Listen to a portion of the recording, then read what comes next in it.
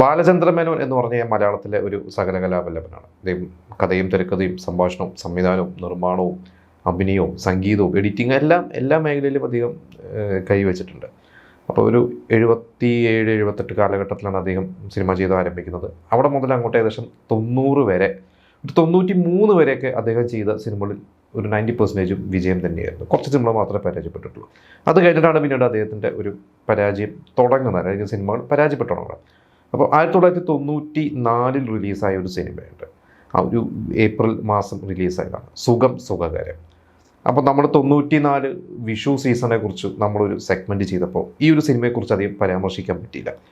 അപ്പോൾ ഒരുപാട് പ്രത്യേകതകളുള്ളൊരു സിനിമയാണ്. അപ്പോൾ എന്നിട്ട് ആ ഒരു സിനിമയെക്കുറിച്ചാണ് ഇന്ന് ഞാൻ നിങ്ങളോട് ഡിസ്കസ് ചെയ്യാൻ പോകുന്നത്.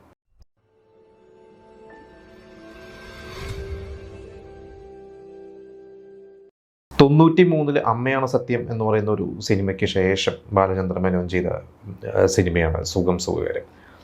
അപ്പോൾ ഈ ഒരു സിനിമയിൽ ഒരു ചെറുപ്പക്കാരുടെ ഒരു കഥയാണ്. ഒരു 5 ചെറുപ്പക്കാർ, ഒരു റോയൽ 5 എന്നൊക്കെ പറഞ്ഞൊരു ഗ്യാങ് ഒക്കെ ഉള്ള. അപ്പോൾ കുറേ പുതിയ ആളുകളെയാണ് ആ ഒരു സിനിമയിലോട്ട് കൊണ്ടുവന്നത്. അത് കൂടുതൽ പുതിയ ആളുകൾ. അതിലൊരു പ്രധാനപ്പെട്ട നടൻ എന്ന് പറയുന്നത് റിയാസ് ഖാൻ ആയിരുന്നു. അപ്പോൾ റിയാസ് ഖാൻ ഒരു സിനിമാ കുടുംബത്തിൽ തന്നെയാണ് ജനിച്ചത്. റിയാസ് ഖാൻ്റെ അച്ഛൻ ഒരു സിനിമാ നിർമ്മാതാവായിരുന്നു. അത് കഴിഞ്ഞ് റിയാസ് ഖാൻ തന്നെ ഈ അടുത്തൊരു ഇൻ്റർവ്യൂവിൽ പറഞ്ഞിരുന്നത് റിയാസ് ഖാൻ്റെ സിനിമയിലേക്കുള്ള ഒരു അവസരം തുടങ്ങുന്നത് ഏകദേശം 90-ൻ്റെയൊക്കെ ഒരു തുടക്കം. ആ ഒരു കാലഘട്ടത്തിൽ തന്നെ ബാലചന്ദ്ര മേനോൻ ഒരു സിനിമയ്ക്ക് കമ്മിറ്റ് ചെയ്തു. പിന്നെ അതുപോലെ തന്നെ തെലുങ്കിൽ ഒരു സിനിമയും കൂടി ഉണ്ടായിരുന്നു. ഇങ്ങനെ ഒരു 2 സിനിമകളാണ് കമ്മിറ്റ് ചെയ്തിരുന്നത്. പക്ഷേ ബാലചന്ദ്രൻ്റെ സിനിമ കുറച്ച് വൈകി തുടങ്ങാനും റിലീസാവാനും ഒക്കെ. ആ സമയത്ത് തെലുങ്ക് സിനിമയിൽ നിന്നാണ് ആരംഭിച്ചത്. അപ്പോൾ എനിക്ക് തോന്നുന്നു ഈ പറഞ്ഞ ഇനി ഹരിഹർ നഗറിൻ്റെ റീമേക്കായിരുന്നു തോന്നുന്നു. അതിൽ അശോകൻ ചെയ്ത ക്യാരക്ടർ ഇതൊരു ക്യാരക്ടറായിരുന്നു എന്നാണ് എൻ്റെ ഒരു. എന്തായാലും തെലുങ്കിലാണ് അദ്ദേഹം സിനിമ ആരംഭിക്കുന്നത്, റിയാസ് ഖാൻ തുടങ്ങുന്നത്. അത് കഴിഞ്ഞിട്ടാണ് പിന്നീട് റിയാസ് ഖാൻ സുഖം സുഖകരത്തിലേക്ക് എത്തുന്നത്. അപ്പോൾ ഈ ഒരു സിനിമയുടെ ഏറ്റവും വലിയ പ്രത്യേകത എന്ന് പറഞ്ഞാൽ ഷമ്മി കപൂർ മലയാളത്തിൽ അഭിനയിക്കുന്നുണ്ട്. അതിന് മുമ്പ് മലയാളത്തിൽ അദ്ദേഹം അഭിനയിച്ചതായിട്ട് എനിക്ക് അറിവില്ല. കാർത്തിക്കിൻ്റെ ഒരു സിനിമയിൽ അമരൻ എന്ന് പറയുന്ന സിനിമയിൽ 92 തമിഴിൽ ചെയ്തിട്ടുണ്ട്. പക്ഷേ അത് കഴിഞ്ഞിട്ടാണ് നമ്മുടെ ബോളിവുഡിലെ ഏറ്റവും അറിയപ്പെടുന്ന ഒരു നടനായിരുന്ന അദ്ദേഹം മലയാളത്തിലേക്ക് വരുന്നു. അത് തന്നെയായിരുന്നു സുഖം സുഖകരത്തിൻ്റെ ഏറ്റവും വലിയ പ്രത്യേകത. മലയാളത്തിലെ ഒരു ഹിറ്റ് സിനിമകളുടെ പ്രൊഡ്യൂസറായിരുന്നു ഗുഡ് നൈറ്റ് മോഹൻ. അപ്പോൾ ഗുഡ് നൈറ്റ് മോഹൻ ബാലചന്ദ്ര മേനോനെ വെച്ചിട്ടൊരു സിനിമ ചെയ്തിട്ടുണ്ട്. അതായിരുന്നു നയം വ്യക്തമാക്കുന്നു. 1991 ഇറങ്ങിയ ഒരു സിനിമയായിരുന്നു.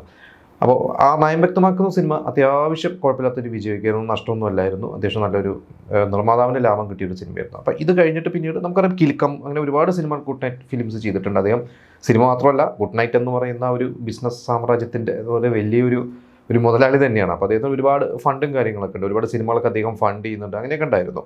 അപ്പോൾ അങ്ങനെ ഗുഡ് നൈറ്റ് ഫിലിംസ് ഒരു സിനിമ ബാലചന്ദ്ര മേനോൻ വെച്ച് ഇങ്ങനെ പ്ലാൻ ചെയ്തു. അപ്പോൾ പുതുമുഖങ്ങളെ വെച്ചൊരു സിനിമ ചെയ്യാം, ഒരു ലവ് സ്റ്റോറി, കുറച്ച് നല്ല പാട്ടുകളൊക്കെ വെച്ചിട്ട് ഒരു താരങ്ങളുടെ പുറകിലൊന്നും പോകണ്ട എന്നുള്ള ഒരു ധാരണയിൽ അദ്ദേഹം ഒരു ഫുൾ ഫ്രീഡം കൊടുക്കാം എന്നുള്ള രീതിയിലാണ് ബാലചന്ദ്ര മേനോൻ്റെ അടുത്തൊരു സിനിമയെക്കുറിച്ച് സംസാരിച്ചത്.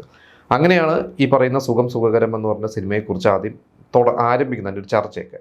പക്ഷേ പിന്നീട് അവസാനം ഒരു ഘട്ടത്തിൽ കഴിഞ്ഞപ്പോൾ ഇത് ഗാന്ധിമതി ബാലൻ എന്ന് പറയുന്ന പ്രൊഡ്യൂസർ വരുന്നു. പിന്നെ അദ്ദേഹം പ്രൊഡ്യൂസറായി ഗുഡ് നൈറ്റ് ഫിലിംസ് ഒരു ഫണ്ട് ചെയ്യുകയോ അങ്ങനെ, അതായത് മാറി മറിഞ്ഞു. എന്തായാലും ഗുഡ് നൈറ്റ് പൂർണ്ണമായിട്ടുള്ള ഒരു അധികാരം ബാലചന്ദ്ര മേനോൻ്റെ കയ്യിൽ നിന്ന് പോയി.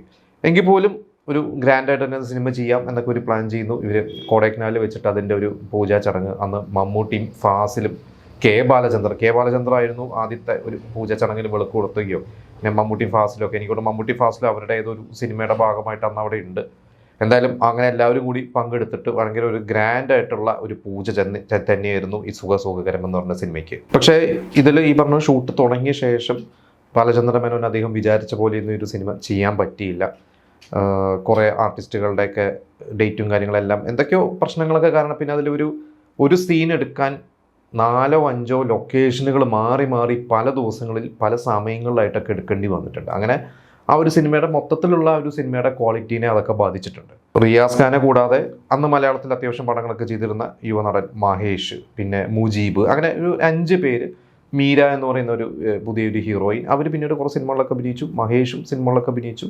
റിയാസ് ഖാൻ പക്ഷേ ഇതിന് ശേഷം മലയാളത്തിൽ പിന്നെ വരണത് ബാലേട്ടലാണ്. എനിക്കൊണ്ട് ബാലേട്ടലിൽ റിയാസ് ഖാൻ വരുമ്പോൾ തന്നെ ഇതൊരു പുതിയൊരു നടനാണെന്നൊക്കെ രീതിയിലായിരുന്നു നമ്മളൊക്കെ അന്ന് മലയാളികളൊക്കെ നോക്കിയിരുന്നത്. കാരണം സുഖകരം ഒന്നും വലിയ വിജയമല്ലാത്തതുകൊണ്ട് പലവർക്കും അറിയില്ലായിരുന്നു. പക്ഷേ തമിഴ് സിനിമയിലൊക്കെ അല്ലെങ്കിൽ തെലുങ്ക് സിനിമകളിലൊക്കെ പിന്നെയും കണ്ടിട്ടുണ്ട്, റിയാസ് ഖാനെ കണ്ടിട്ടുണ്ട്. എന്തായാലും പിന്നെ ഷമ്മി കപൂർ ആ ഒരു സിനിമയിൽ വരിക എന്ന് പറഞ്ഞാൽ അതൊരു വലിയൊരു ഹൈപ്പ് തന്നെയായിരുന്നു. പക്ഷെ ആ ഒരു ഹൈപ്പിനനുസരിച്ചിട്ട് ഒരു സിനിമ ഒരിക്കലും എത്തിയില്ല എന്നുള്ളതാണ്. കാരണം പിന്നെ ഷമ്മി കപൂറിനെ ഇവർ ആദ്യം ഡയലോഗ് അദ്ദേഹത്തിന് മലയാളം അറിയാത്തതുകൊണ്ട് അദ്ദേഹം ആദ്യം ഇത് ചെയ്യുന്നില്ല എന്നൊക്കെ പറഞ്ഞു. പിന്നെ ബാലചന്ദ്ര മേനോൻ്റെ ഒരു കോൺഫിഡൻസ് ആയിരുന്നു അദ്ദേഹത്തെ കൊണ്ടുവന്നിട്ട് അങ്ങനെ ആ ഒരു രീതി അദ്ദേഹത്തിൻ്റെ ഡയലോഗൊക്കെ പറഞ്ഞൊക്കെ കൊടുത്ത്. പിന്നെ ഒരു ടെക്നിക്ക് ബാലചന്ദ്രൻ ഉപയോഗിച്ചത് ഇതിലെ ഒരു ചില സീൻസിലൊക്കെ ഷമ്മി കപൂർ എക്സ്പ്ലെയിൻ, അതായത് ഈ കൊച്ചുമക്കൾക്ക് അല്ലെങ്കിൽ മക്കൾക്കും കൊച്ചുമക്കൾക്കൊക്കെ കൊച്ചുമക്കളോടൊക്കെ ഭക്ഷണം കഴിച്ചുകൊണ്ടിരിക്കുന്ന ഡൈനിങ് ടേബിളിൻ്റെ ചുറ്റുമുള്ള ഒരു സീനൊക്കെ ഉണ്ട്. ആ സീനിൽ കുറേ ഡയലോഗുകളൊക്കെ ഉണ്ട്. അപ്പോൾ ഇദ്ദേഹത്തിന് കുറേ ഡയലോഗുകൾ ആ സിനിമയിൽ പറയാനുണ്ട്.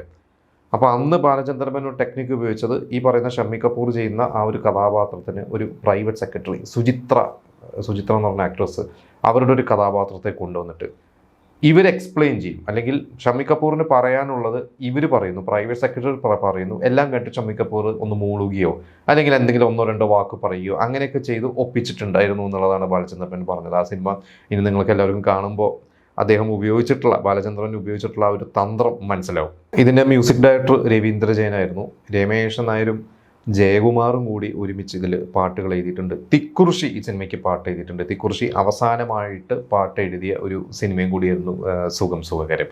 പിന്നെ ഇത് ഒരുപാട് 2 ഭാഷയിൽ, മലയാളത്തിലും തമിഴിലും കൂടിയായിരുന്നു ഇവരിതൊക്കെ പ്ലാൻ ചെയ്തിരുന്നത്. പക്ഷേ തമിഴിൽ ആ സിനിമ ഇറക്കാൻ പറ്റില്ലെങ്കിൽ തമിഴിൽ ആ സിനിമ പൂർത്തിയായില്ല. എനിക്കൊണ്ട് ഇവർ ബൈലിംഗിലായിട്ട് വേറെ, അതായത് തമിഴിലും വേറെ കുറച്ച് ആർട്ടിസ്റ്റുകൾ വെച്ചിട്ട് ചില സീൻസ് ഷൂട്ട് ചെയ്യുക അങ്ങനെയൊക്കെയായിരുന്നു പ്ലാൻ ചെയ്തത്. പക്ഷേ അത് മലയാളത്തിൽ മാത്രമേ ചെയ്തിട്ട് അവർ ഇറക്കാൻ പറ്റുള്ളൂ, തമിഴിൽ അവർക്ക് ഇറക്കാൻ പറ്റിയില്ല. ഈ ഒരു സിനിമയിൽ ബാലചന്ദ്രൻ മേനോൻ അഭിനയിച്ചിട്ടുണ്ട്, ഉർവശി അഭിനയിച്ചിട്ടുണ്ട്. ബാലചന്ദ്രൻ മേനോൻ ഒരു പൈലറ്റായിട്ടാണ് ഇതിൽ അഭിനയിച്ചിരിക്കുന്നത്. അപ്പോൾ അദ്ദേഹത്തിൻ്റെ മിക്ക സിനിമകളിലും അദ്ദേഹം അഭിനയിക്കുന്നത്, വളരെ അപൂർവം സിനിമകളിൽ മാത്രമേ, എനിക്ക് തോന്നുന്നു കലിക, അതുപോലെ തന്നെ ന്യായം വ്യക്തമാക്കുന്നു, ഇങ്ങനെ ചില സിനിമകൾ മാത്രമാണ് അദ്ദേഹം അഭിനയിക്കാതിരുന്നത്. അപ്പോൾ ന്യായം വ്യക്തമാക്കുന്നതിലൊക്കെ മമ്മൂട്ടി പറഞ്ഞു എന്നാണ് പറഞ്ഞത്, നിങ്ങളിതിൽ അഭിനയിക്കരുത്, നിങ്ങൾ ഫുൾ ശ്രദ്ധ സംവിധാനത്തിൽ കൊടുക്കണം. അതുകൊണ്ട് അദ്ദേഹം അഭിനയിച്ചിട്ടില്ല. പിന്നെ ഇതിൽ നാഗേഷ്, മഞ്ജുള, തമിഴിലെ 2 പ്രമുഖ താരങ്ങൾ. നാഗേഷൊക്കെ നമുക്കറിയാം വളരെ സീനിയർ ആർട്ടിസ്റ്റാണ്. അദ്ദേഹം ഈ സിനിമയിൽ അഭിനയിച്ചിട്ടുണ്ട്. അദ്ദേഹം ആ സമയത്ത് എനിക്ക് ഓഫാബി എന്ന് പറഞ്ഞ സിനിമയിലും കൂടി ഇതുപോലെ അഭിനയിച്ചിട്ടുണ്ട്. മലയാളത്തിൽ നല്ലൊരു ഭയങ്കര ഒരു കഴിവുള്ള ഒരു ആർട്ടിസ്റ്റ് തന്നെയായിരുന്നു. എന്തായാലും ബാലചന്ദ്ര മേനോൻ്റെ പരാജയപ്പെട്ട, അദ്ദേഹത്തിൻ്റെ ഓടാത്ത സിനിമകളിൽ ഒരു ചുരുങ്ങിയ സിനിമകളേ ഉള്ളൂ ഓടാത്തത്. അദ്ദേഹം ചെയ്ത സിനിമകൾ ഒരു 10-ൽ താഴെ സിനിമകളേ ഉണ്ടാവുള്ളൂ ഓടാത്തത്. അതിലൊരു സിനിമ തന്നെയാണ് സുഖകരം. പക്ഷേ ഈ പറഞ്ഞ പോലെ ഇത്രയും ആർട്ടിസ്റ്റുകളൊക്കെ കൊണ്ടുവന്നു, എന്നിട്ടത് എന്തൊക്കെയോ പറഞ്ഞ പോലെ പല പല പ്രശ്നങ്ങൾ സംഭവിച്ചുകൊണ്ടായിരിക്കാം. എന്തായാലും 94 വിഷുവിനന്ന് ഒരുപാട് സിനിമകൾ അന്ന് ആ ഒരു മാസം റിലീസായിരുന്നു. March end, April, May. ഈ പറയുന്ന കമ്മീഷണറും കാശ്മീരും തേന്മാവിൽ കൊമ്പത്തും ഇങ്ങനെ കുറേ സിനിമകൾ അതിൻ്റെ കൂടെ ഇറങ്ങി ഒട്ടും ശ്രദ്ധിക്കപ്പെടാതെ പോയ ഒരു സിനിമയാണ്. ആ ഒരു സിനിമ അന്ന് തിയേറ്ററിൽ പോയി കണ്ട ആരെങ്കിലും ഉണ്ടെങ്കിൽ നിങ്ങളുടെ അഭിപ്രായങ്ങൾ പറയുക. ഞാനും ആ സിനിമ പിന്നീട് എനിക്ക് തോന്നുന്നു യൂട്യൂബിലാണ് കണ്ടിട്ടുള്ളത്. കുറേ മുമ്പാണ് കണ്ടിട്ടുള്ളത്, അല്ല ടി വിയിൽ പണ്ടപ്പോഴും വന്ന് കണ്ടിട്ടുണ്ട്. പിന്നെ യൂട്യൂബിൽ അതിൻ്റെ കുറച്ച് സീൻസുകളൊക്കെ കണ്ടിട്ടുണ്ട്. അപ്പോൾ നിങ്ങൾ ആരെങ്കിലും ആ ഒരു സിനിമ കണ്ടിട്ടുണ്ടെങ്കിൽ അതിനെക്കുറിച്ചുള്ള നിങ്ങളുടെ അഭിപ്രായങ്ങൾ നമുക്ക് കമൻറ്റ് ചെയ്യാം.